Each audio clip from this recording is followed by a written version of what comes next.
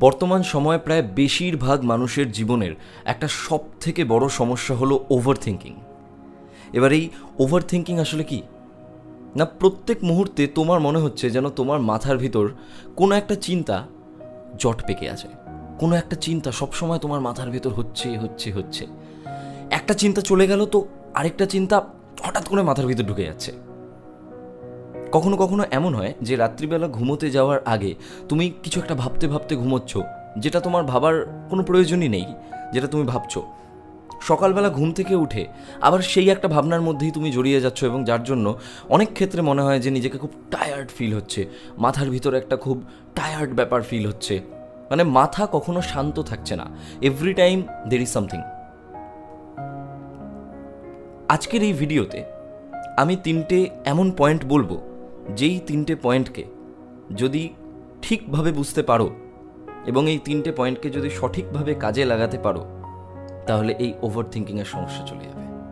এবং আমি আমার নিজের ব্যক্তিগত জীবনে এই 3টে পয়েন্টকে কাজে লাগিয়ে এই সমস্যাকে ওভারকাম করেছি।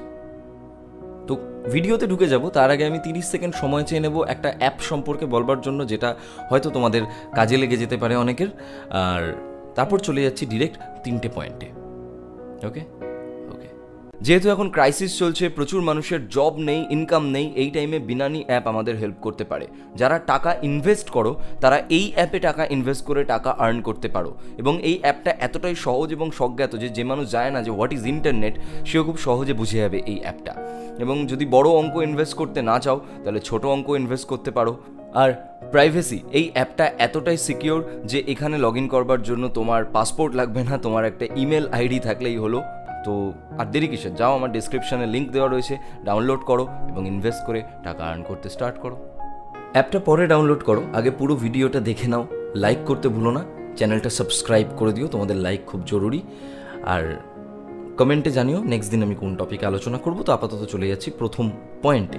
ফার্স্ট পয়েন্ট, একদম বেসিক লেভেল 1।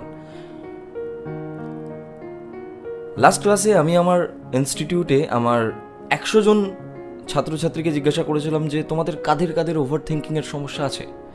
তো তাদের মধ্যে থেকে 90 জন হাত তুলেছিল, তারাই প্রবলেমটা ফেস করছে। এবং এই মুহূর্তে দাঁড়িয়ে আমি যদি তোমাদেরকে জিজ্ঞাসা করি এবং বলি যে কমেন্ট করে জানাও কার কার এই সমস্যাটা আছে, তাহলে যত লাখ লোক তোমরা এটা দেখবে তার মধ্যে দেখবে হয়তো 70 to 90% লোকও লিখতে পারে যে হ্যাঁ, আমি এই প্রবলেমটা ফেস করছি, আমি খুব ভাবছি, ওভার থিঙ্কিং আছে আমার। তার মানে একটা জিনিস এখান থেকে আমরা বলতে পারি যে যেই জিনিসটা প্রত্যেকটা মানুষের সাথে হচ্ছে, শুধু তোমার একার সাথে নয়, তোমার আশেপাশে প্রত্যেকটা মানুষের সাথে হচ্ছে, সেটাকে আমি ন্যাচারাল বলতে পারি, সেটাকে আমি কমন বলতে পারি। তো ধরো একজন 90 বছরের বৃদ্ধ বা বৃদ্ধা, তার দাঁত পড়ে যাবে, এটায় আনন্যাচারাল কি আছে? This is natural. 90 বছর বয়সে গিয়ে একজন মানুষের দাঁত পড়ে যাবে, ন্যাচারাল। কিন্তু যদি একজন 21 বছর বয়সী ছেলে মেয়ের যদি সব দাঁত পড়ে যায়, তাহলে সেটাকে আমি ন্যাচারাল বলবো না, ওটা কিন্তু আনন্যাচারাল। তার মানে যেটা মোস্ট অফ দ্য টাইম হচ্ছে সেটাকে আমি ন্যাচারাল বলছি। দ্যাট মিনস তোমার এখানে প্রত্যেকের সাথে যখন, অধিকাংশের সাথে যখন সেম সমস্যাটা হচ্ছে, সেটাকে আমি ন্যাচারাল বলছি। তাই জন্য সবার আগে তোমাকে বলছি, এটা বিলিভ করো সবার আগে যে ওভার থিঙ্কিং আমার কোনো সমস্যা নয়। হ্যাঁ, আমি ভাবছি একটু বেশি, but over thinking is not my problem. Over thinking is not my problem. কেন প্রবলেম না সেটা বলবো থার্ড পয়েন্টে। এখন জিজ্ঞাসা করো না, রিলেট করতে পারবে, বাট এই মুহূর্তে দাঁড়িয়ে এইটাই বিশ্বাস করো, over thinking is not your problem. বাস, আমাদের লেভেল 1 শেষ। এবার যাচ্ছি আমি লেভেল 2তে। লেভেল 2টা কিন্তু বোঝার বিষয় রয়েছে। ওভার থিঙ্কিংয়ে কি হয়, আমরা বেশিরভাগ সময় বিভিন্ন কেসেস বলছি, কেউ তার ফিউচার নিয়ে ভাবছে যে আমি যদি এক্সামটায় পাস না করি, এক্সামে যদি পাস না করি, তারপর আমার বাড়ির লোক আমাকে কি বলবে, আমাকে সোসাইটি কি বলবে। সে তখন এক্সামটাই দেয়নি, বাট সে ভেবে নিচ্ছে এক্সামে যদি সে পাস না করে তাহলে কি হবে। কেউ একটা রিলেশনশিপে আছে, যদি আমাকে ছেড়ে দেয় ছেড়ে দেওয়ার পর আমি বাড়িতে কি বলবো, আমি কি করব, আমার কি হবে, আমি হয়তো মরেই যাব, আমি হয়তো বাঁচতেই পারবো না। অথচ তার রিলেশনশিপটা ওই মুহূর্তে দাঁড়িয়ে ভালোই চলছে। কেউ চাকরিতে যাচ্ছে, গিয়ে মনে করছে যে আমাকে যদি অফিস থেকে ছাঁটাই করে দেয়, সে অফিসে ছুটি চাইতে ভয় পাচ্ছে, ভাবছে যদি ছুটি চাইলে বস আমাকে বের করে দেয়। কখনো কখনো সে ভাবছে যে তারই জন্য সব সমস্যা রাইজ করছে, কোনো একটা জায়গায় কোনো সমস্যা হয়েছে, তার জন্য সে নিজে দায়ী, সে নিজেকে দায়ী করছে। তার মানে ফিউচারের কোনো একটা বিষয়কে নিয়ে বা কখনো পাস্টের কোনো একটা বিষয়কে নিয়ে অতিরিক্ত ভাবনা, যেটা আসলেই হচ্ছে না, যেটা আসলে হয়ইনি, বাট সে সেটাকে নিজের মনের মধ্যে ভেবে নিচ্ছে যে এটা এটা এটা এটা, বা সে অ্যাজিউম করে নিচ্ছে যে আমার জন্যই হচ্ছে, বা সে অ্যাজিউম করে নিচ্ছে যে এটাই হবে, বাট এখনো পর্যন্ত প্রেজেন্ট সিচুয়েশনে সেই ঘটনাটাই ঘটেনি। আমি তো বলে দিলাম over thinking is not your problem. কারণ